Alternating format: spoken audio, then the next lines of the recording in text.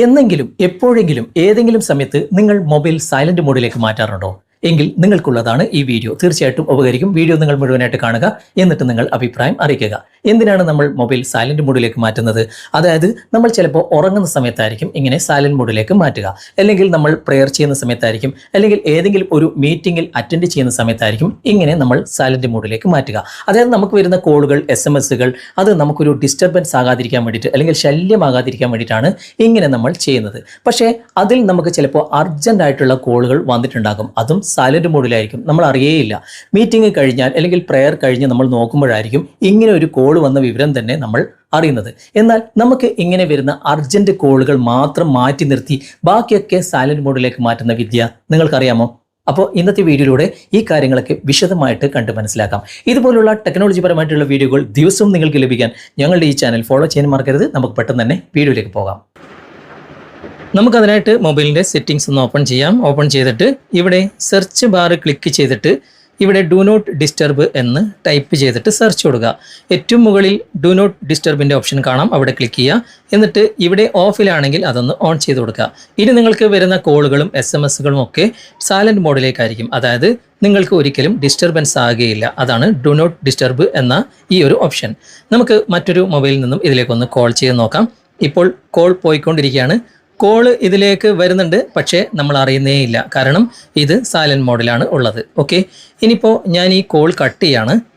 Cut ചെയ്തതിന് ശേഷം ഞാനിപ്പോൾ ഇതിൻ്റെ നോട്ടിഫിക്കേഷൻ ബാർ താഴ്ത്തിയിട്ട് നിങ്ങൾ കാണിച്ചു തരാം. ഇത് കണ്ടോ, ഒരു മിസ് കോൾ ഇവിടെ വന്നിട്ടുണ്ട്.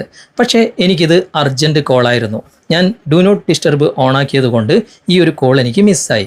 ഇങ്ങനെ മിസ്സാതിരിക്കാൻ നമുക്ക് വേണ്ട അർജൻറ്റ് കോളുകൾ മാത്രം ഒഴിവാക്കുന്നത് എങ്ങനെ? അതിനായിട്ട് നമുക്ക് ആ കോളിൻ്റെ ഐക്കൺ ക്ലിക്ക് ചെയ്തിട്ട് സെർച്ച് ബാറിൽ ആരൊക്കെയാണ് നിങ്ങൾക്കിങ്ങനെ സൈലന്റ് മോഡിൽ നിന്ന് മാറ്റേണ്ടത് അതൊന്ന് ടൈപ്പ് ചെയ്യുക. ഞാനിപ്പോൾ അത് ഈ ഒരു വ്യക്തിയെ ടൈപ്പ് ചെയ്തു, സെലക്ട് ചെയ്തു. ഇവിടെ ഐ ബട്ടൺ കാണാം, അല്ലെങ്കിൽ ഓപ്ഷൻ ഉണ്ടാകും, അവിടെ ക്ലിക്ക് ചെയ്തിട്ട് ഇവിടെ താഴെ 3-4 ഓപ്ഷൻ ഉണ്ട്. അതിൽ ഇടതുവശത്ത് ഇവിടെ കാണുന്ന ഈ ഒരു ഫേവറേറ്റ് എന്ന ഈ ഒരു ഭാഗത്ത് ടിക്ക് മാർക്ക് കൊടുക്കുക. ഓക്കെ, ആ നക്ഷത്രത്തിൻ്റെ ചിഹ്നത്തിൽ ടിക്ക് മാർക്ക് കൊടുക്കുക. അങ്ങനെ നിങ്ങൾക്ക് ആരെയൊക്കെയാണ് ഈ ഒരു ഡു നോട്ട് ഡിസ്റ്റർബിൽ നിന്നും ഒഴിവാക്കേണ്ടത് അതൊക്കെ നിങ്ങൾ ഫേവറേറ്റ് ചെയ്ത് വെക്കുക. എന്നിട്ട് വീണ്ടും ഡു നോട്ട് ഡിസ്റ്റർബ് എന്ന് ടൈപ്പ് ചെയ്തിട്ട് സെർച്ച് കൊടുക്കുക. ഇതാ ഏറ്റവും മുകളിൽ അത് ഓണിൽ തന്നെയാണ് ഉള്ളത്. എന്നിട്ട് കുറച്ച് താഴേക്ക് വരാം.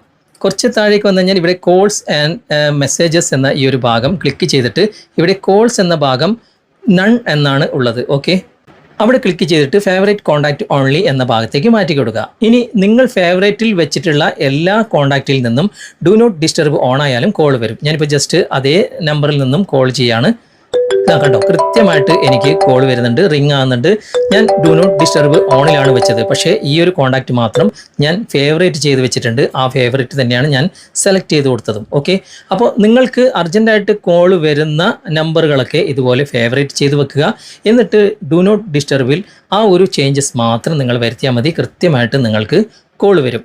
ഈ ഒരു ഓപ്ഷൻ നിങ്ങൾക്ക് മുന്നേ അറിവുള്ളതാണെങ്കിൽ അറിയാത്തവർക്ക് നിങ്ങൾ ഷെയർ ചെയ്ത് കൊടുക്കുക. അതുപോലെ തന്നെ വീഡിയോ ഇഷ്ടമായിട്ടുണ്ടെങ്കിൽ ലൈക്ക് ചെയ്യുക, അഭിപ്രായം കമൻറ്റിൽ അറിയിക്കാൻ മറക്കരുത്. ഓക്കെ, അപ്പോൾ ഇന്നത്തെ ഈ വീഡിയോ നിങ്ങൾക്ക് ഉപകാരപ്രദമായിട്ടുണ്ടെങ്കിൽ നിങ്ങളുടെ കൂട്ടുകാരിലേക്കും വീഡിയോ ഷെയർ ചെയ്തെത്തിക്കുക. അതുപോലെ തന്നെ വീഡിയോ കുറിച്ചുള്ള അഭിപ്രായങ്ങളും നിർദ്ദേശങ്ങളും നിങ്ങൾ കമൻറ്റായി രേഖപ്പെടുത്തുക.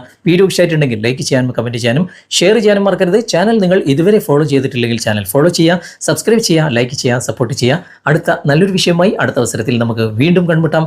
Thanks for watching. Okay, by.